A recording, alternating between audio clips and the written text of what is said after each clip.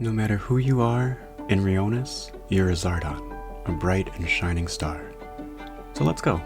Come along, to a land where legends unfold. From Ishgan to Arhanzul, your story is yet to be told. Forget about all that's unfurled. There's a bright day after every night. After all, in a cold and dark world, we are each other's warmth and light. An escape for all who want one. If your weary spirit needs a lift, a new adventure has just begun. Now, dive into Rhyonis, a realm, a rift.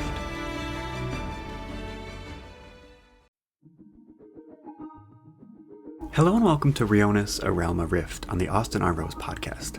I am AustinRhyonis, creator of Rhyonis, and thank you for coming along with me on this little trek through Rhyonis. This is an audio narrative series that explores the fantasy realm of Rhyonis through short stories set in the world, and I hope you enjoy them as much as I do. This episode is The World of Rhyonis Chapter 1, A Rhyonis World History, and explores the creation of the realm, as well as some of the major events to unfold over the realm's 7,500-year history. So, let's dive into this episode of Rhyonis, A Realm, a Rift, after a brief word from our Rhyonian sponsor.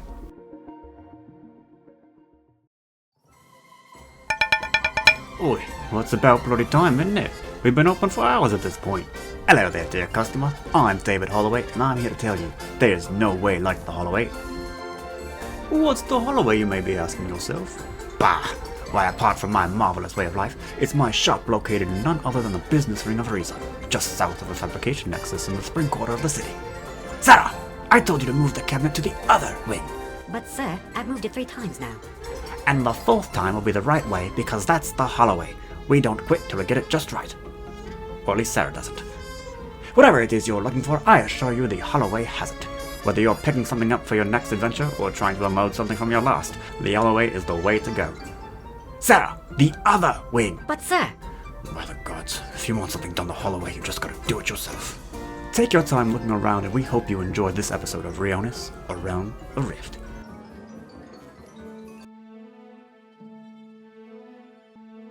Long before the time of adventure and exploration of Rhyonis, 5 beings of great personal power escaped the remnants of a dying realm to create one of their very own.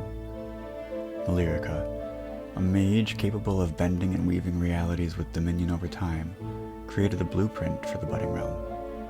They would take on the insurmountable task of laying out all the events that would ever befall its inhabitants on their fixed moment timeline. Lady Siasmet, the kindest and wisest of the creation gods, saw over Rhyonis' creation with motherly devotion.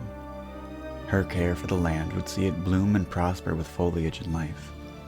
Their new realm would be home to beings of all manner, all of which would bud and emerge from the first sun, a massive emerald oak tree named Rhyonis, created directly from Siasmet's heart.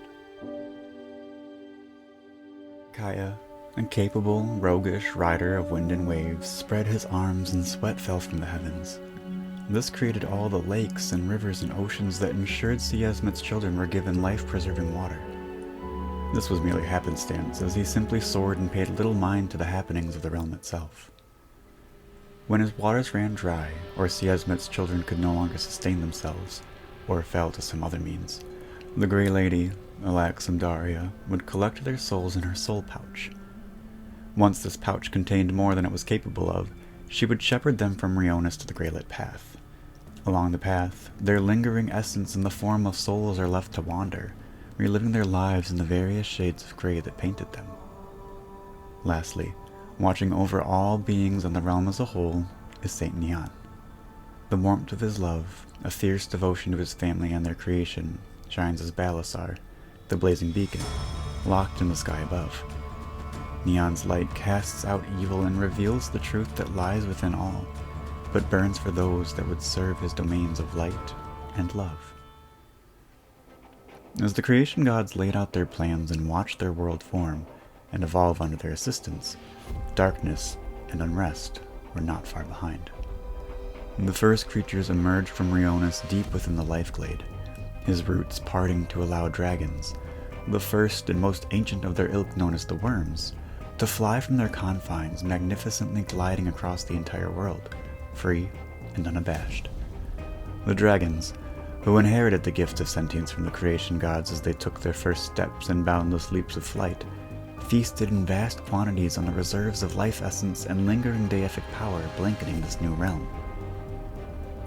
The first beings were almost all-powerful, coming in all sorts of shapes, sizes, scale, color, and abilities, rivaling the power of the creation gods themselves and warping the world around them in ways that even Malirica could not have foreseen. This was far from the intention of the small pantheon of Rhyonis, so before they allowed more beings to call the land home, limitations were put on those that would be known as the First People. Most notable among these limitations was the erasure of the gift of sentience with which the dragons proved to be untrustworthy. In the dragon's wake walked the elves, and then the gnomes and halflings, and dwarves and humans walked out lastly, being those of the first people to travel furthest from the life glade on the continent that would come to be known as Ishgan. Each heritage to come from Rhyonis was a new life form with various traits and abilities, experiments by the gods to fill the land with beings of entertaining and diverse but manageable power. For whatever physical or magical prowess the first people were granted, no matter how docile they proved to be under the scrutinous eyes of their creators, they were still not blessed with the gift of sentience as the dragons. For decades, the first people just resided where they found land to call their own, no sentience driving them to expansion or development, surviving on base instinct alone.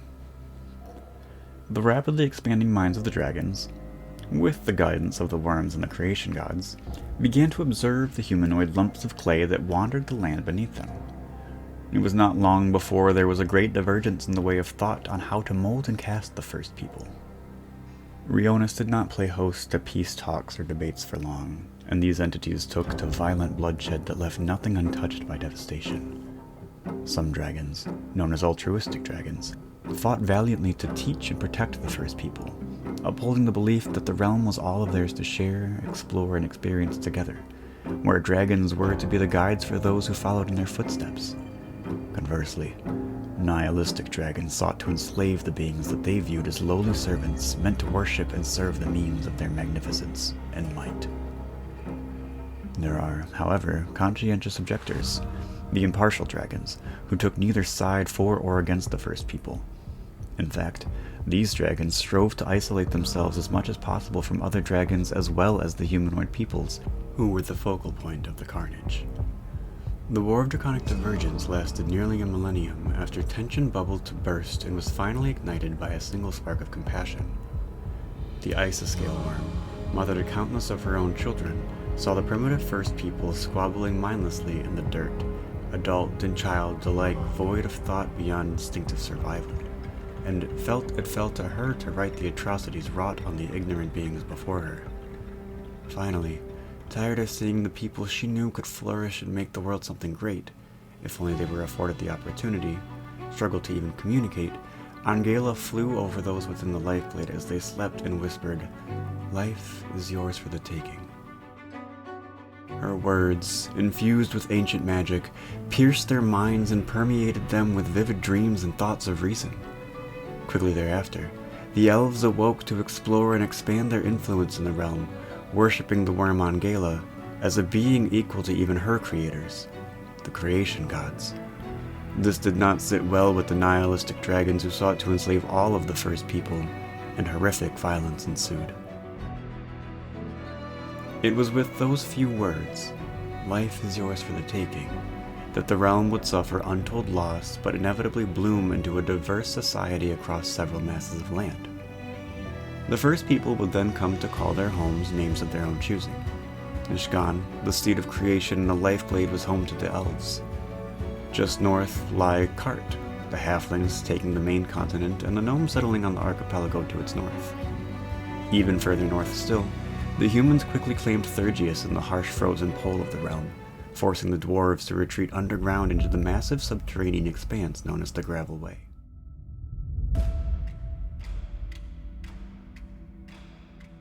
Now fighting two wars, one physical with the opposing dragons, one philosophical with the enlightening of the darkened minds of the first people, Angela grew tired of conflict.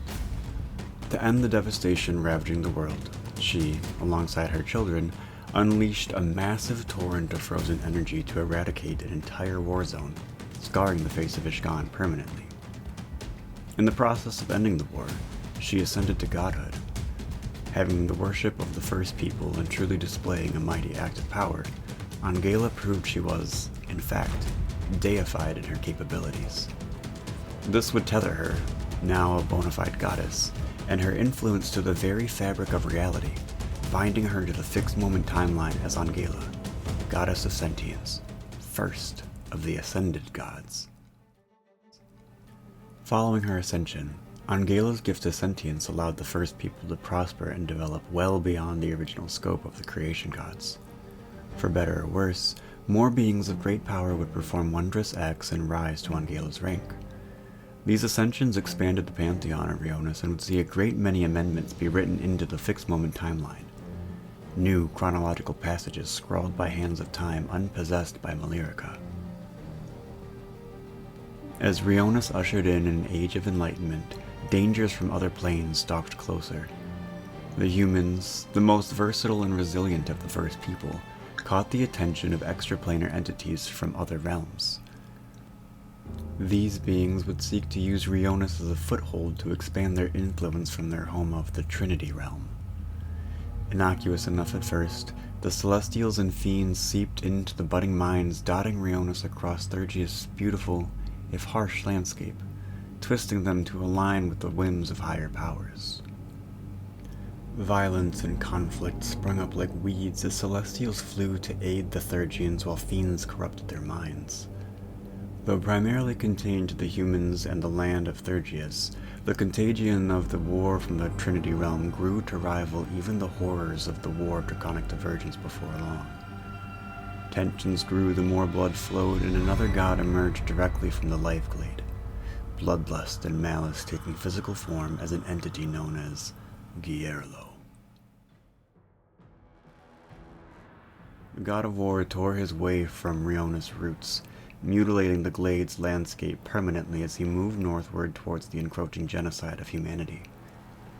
In a matter of days, Gyerlo traveled thousands of miles to bear witness to the battles growing near their climax, reveling in the turmoil. It was at this point that a series of natural disasters rocked the realm, and dread began to sweep over the remaining worms that survived the War of Draconic Divergence to still watch over the first people.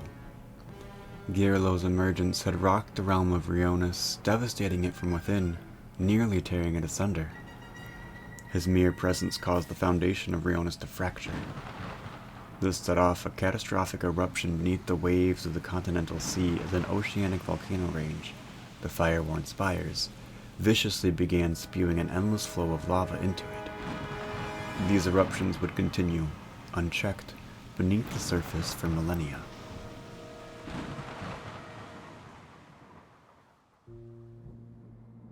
Despite all these unforeseen tragedies, no one, not even the gods that created the realm, could predict that even darker times were looming just on its horizon. For as much light and goodness as Rhyonis contained, those factors proved to just be one side of a coin that was bound to flip and show the dark potential which lay just beneath the surface. It was only a matter of time before an encroaching atrocity would show its face of the coin. During the War of Claiming, the humans of Thergias came to face near extinction. Celestials seduced humans and bred children empowered by divine blood known as the Nephilir. These beings were enchantingly beautiful. Able to weave light and channel healing energy through their touch, the Nephilir were meant to act as a protective force for their human ancestry.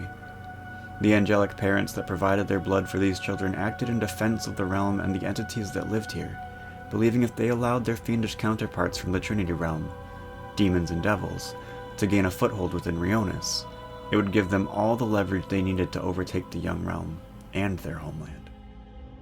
Conversely, the fiends brutalized and took their mates by force or mental manipulation. This resulted in the production of fiendish offspring known as the Coruscants.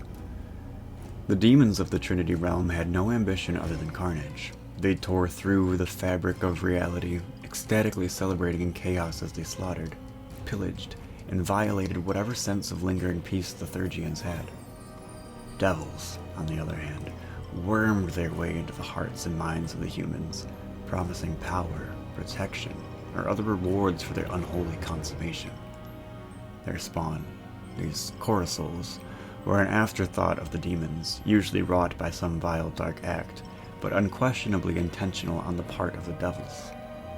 Their conniving schemes, layered and complex as they were a bid for power and elevation in their twisted hierarchy. They sought to fight back against the Celestials with their children and saw the War of Claiming as an amusing game of chess with the humans as their breakable pawns.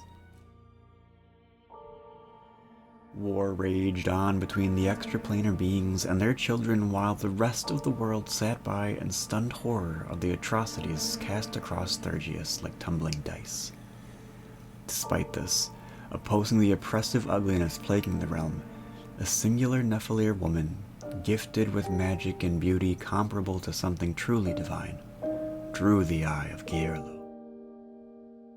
As he was awash in a lustful frenzy, ecstatic in the devastation around him, a force bent the god to heal before the maiden.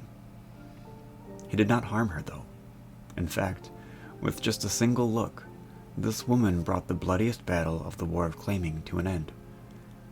Just as Geirlo beheaded an angel commander and demon warlord with a single blow, the woman looked up from her hiding place, buried in rubble, sunlight glinting off of her golden eyes. With that singular, historic, shattering glance, she held the god of war, fast in his place.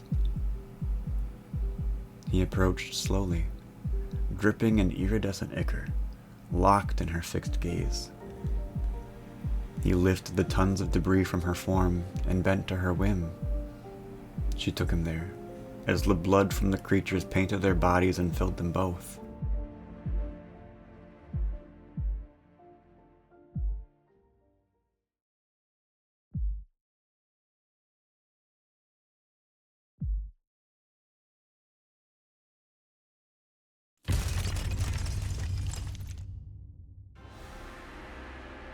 God and mortal alike locked in a cosmic, coiling communion that would see this woman, Aloriel, the mistress, rise to godhood herself after being impregnated by the god of war's seed. Unknown to all but her before her ascension as the mistress, Aloriel Wolfsbane was far more than just a seductive face. Her power and innate magical ability were potent before her ascension, nigh unparalleled afterward, and they concealed the strength she would use to great effect. Shortly thereafter, as her offspring grew inside her womb, so too did the plots and schemes within her mind. In a matter of weeks, the mistress had bound Geirlo with chains imbued with countless runes and curses and sealed with her divine blood. The chains would siphon his power as he was stored in a subterranean prison she created for him, all the while he was powerless to resist. With her pregnancy drawing to a close, the mistress sought refuge to give birth to the child that would end the world. All the while her followers, covens of witches through the land that took their magical prowess from the chain sealing Geirlo to sap his power, ensured she would be able to foster her own strength uncontested.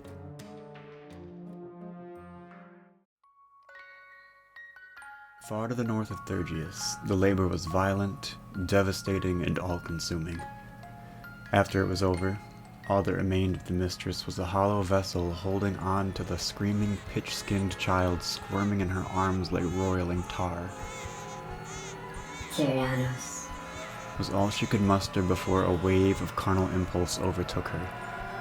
Her eyes shuddered softly like wilting petals falling to the ground and, without her volition, she pulled the infant to her lips and bit into his neck, sucking all the blood from it until the screaming dulled to a faint, hollow whisper. Surges of crippling corruption shook her body as fangs grew from between her lips and the pulsing energy began to feel like waves of ecstasy. She convulsed with a broken laugh and brought the child to her breast where it too began to nibble, suckle, and draw blood with razor-sharp teeth of his own. Meanwhile, deep beneath the surface of Rhyonis, another force surged simultaneously to these transformations. His power so mighty and rage unparalleled, Geirlo retained a modicum of his ability, bound and drained as he was. Most of this energy went towards a final curse over his new son through his blood that was congealing in the still heart of the baby Rhyonis, This curse hindered the infant and his mother in several ways. Most crippling among these, for all the raw power that the pair had, their flesh was seared by sunlight and running water, trapping them within the confines of that scarred land that was Thergius. Among their other minor limitations, they also could not enter an area, land, or domicile claimed by another entity without first being granted access. This proved to be of little consequence for the two most compelling creatures of the realm who stalked through Thergius covertly under cover of night, waiting for their moments to strike.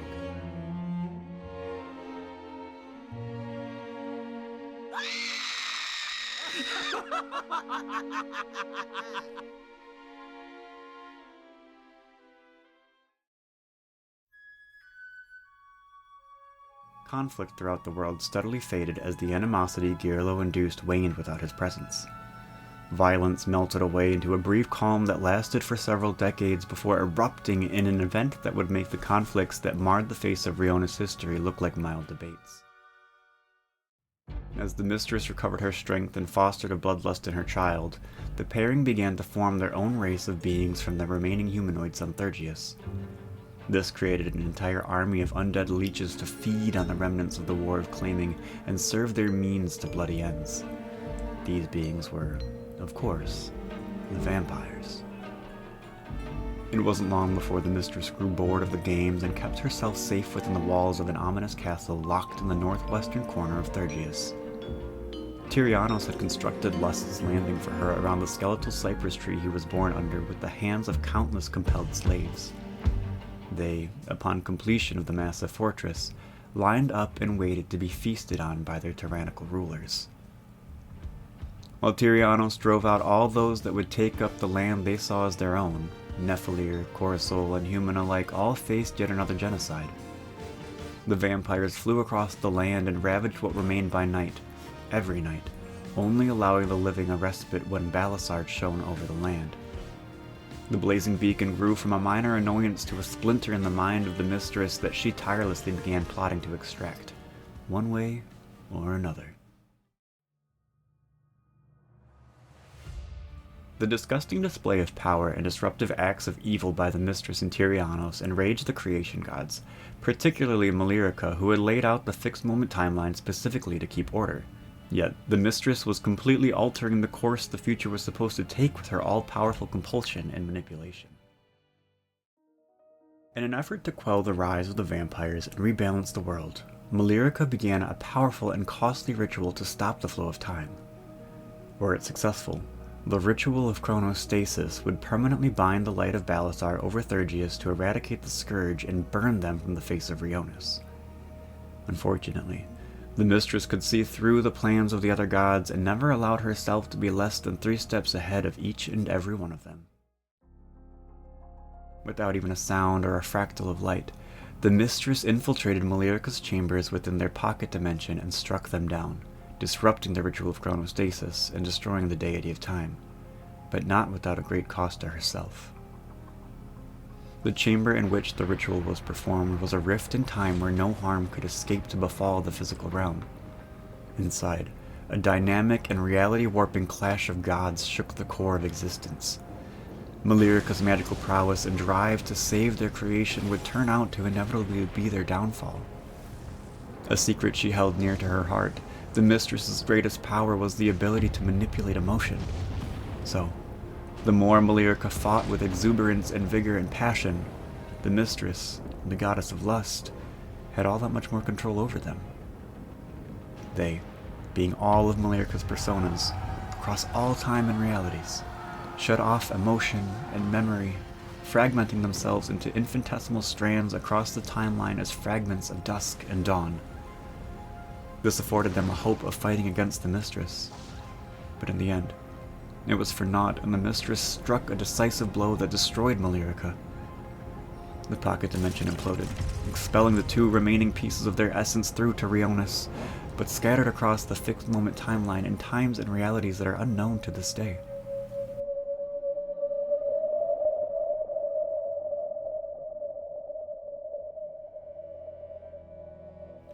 Malirica's death caused a massive power vacuum and the world was turned inside out. Calamitous waves of magic battered the realm in ripples that would become known as sentient shockwaves. These phenomena, in addition to fracturing the timeline in countless independent threads, tethered together by Melirka's fixed moments, also created countless extra-dimensional spaces through Rhyonis where time functioned in unpredictable ways. The full scope of the shockwaves is still a mystery, but certain mages have begun to understand them in deeper detail.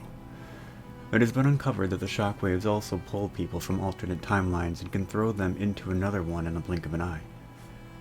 They're even capable of pulling full consciousnesses and placing it in magical items or other vessels. These vessels, occasionally being other mortal bodies, do not always align with the same gender or race of a previous body, nor in the same space or time. In the calamitous aftermath of the disruption of the ritual of chronostasis, Thergius was locked into eternal night, giving the vampires free reign over the land, much to the joy of the mistress and her children.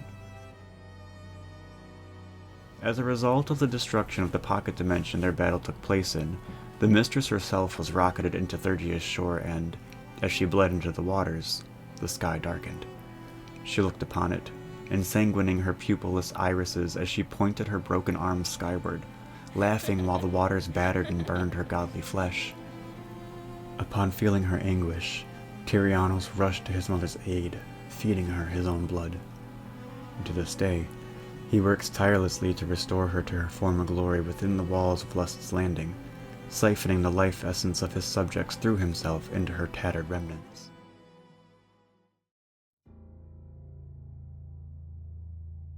Trusaluna, the moon that Melirka had intended to block with the ritual of chronostasis, was transformed into a blood-red scab of its former self. This casts a red night glow over the darkened Thergius, and what remained of Melirka's pocket dimension, Miracle, was shunted into Rhyonis. Today, it orbits the physical planet of Rhyonis as a comet that can be seen hovering in the sky from almost anywhere on the surface of the realm. Nearly 5 centuries after this, a particular and fair-heart dragon, Viscrucia, collected a small clutch of humans who had not yet been turned by the War of Claiming or the vampires. They escaped to a different plane altogether through a portal that appeared as a vortex in the middle of the continental sea, which surrounds all the continents of Rhyonis. Exchanging places with Viscrucia and their clutch emerged a massive dragon turtle, Shul, who herself is the size of a small continent. She was home to tribes of lizard and turtle humanoids that worshipped her as a goddess, and, as such, Shul became yet another addition to the Rhyonian pantheon as the second emerged god of Rhyonis behind Gierlo. Viscrucia's departure from Rhyonis was fostered by a need for survival. They knew the mistress had already altered the course Rhyonis was meant to take. With a broken heart, they fled the land they called home, leaving behind countless to face the greatest threat the realm has ever known. It wasn't long after this that many of the remaining dragons, altruistic, nihilistic, and even a fair few impartial, sacrificed themselves in an event known as the Quelling of the Spires, that the fire-worn spires, which now threatened to consume the entire realm, would finally rest. The land, now infused with massive amounts of draconic magic, expediently cooled and formed a sustainable landscape over an untold number of scattered islands referred to as the Lost Lands. This inevitably created the largest landmass in all of Rhyonis, Arhanzul. This being Rhyonian common for the land of new beginnings, became a terrestrial beacon of hope in a world smothered by darkness. Countless people would eventually seek to call this land home. Once Arhanzul was finally settled, miraculously by a human, an unlikely dandelion puff blown across the sea to take root in this new land, it became a safe haven for all who needed a home and fresh start in a world that seemed determined to destroy just as easily as it created. Eventually, dust settled in the wake of Melirka's destruction and fall of the Mistress. The world fell relatively silent for the first time in thousands of years, and so it remained for another several thousand. Time continued to flow, though tenuously and occasionally disrupted by lingering shockwaves. Nevertheless, it flowed. The first people continued to flourish and expand and welcomed more into the realm of Rhyonis as the Life Gleed produced new beings to inhabit the world. Despite this, an unwavering, thickening layer of tension still choked Rhyonis like ash. Thergius was scarred, hiding in the Castle of Night that the ritual of chronostasis inadvertently constructed around its border. It's within those walls of sunless skies that Rhyonis continues to grow in power. The mistress, grievously wounded, was put into a slumber after her attack on Malirica, and Rhyonis works tirelessly, albeit covertly, towards her return. Gathering the living from across the world, stealing them through the gravel way to within Thergia's shoreline, the vampires feast and grow in number, unchecked by their prey as they move implacably. The realm now faces total eradication as vampires have grown bolder in their attacks on the surface, taking whole families with reckless abandon. Leadership has quelled what they could, but as the entirety of the realm works to subdue an enemy as ephemeral as smoke, hope fades.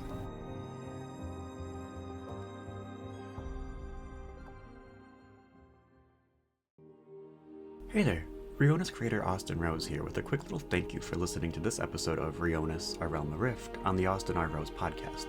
If you're interested in learning more about Rhyonis and following for more, be sure to check out my website AustinRhyonis.com.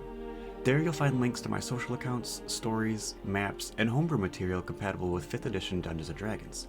You can also message me directly by emailing rhyonisrr@yahoo.com. I'd love to hear any of your questions, comments, or concerns and to respond on an episode. If you'd like your message to be read on an episode, be sure to say so with your preferred name and pronouns so I can properly address and answer you. Thank you again for listening, and as always remember, in a cold and dark world, we are each other's warmth and light.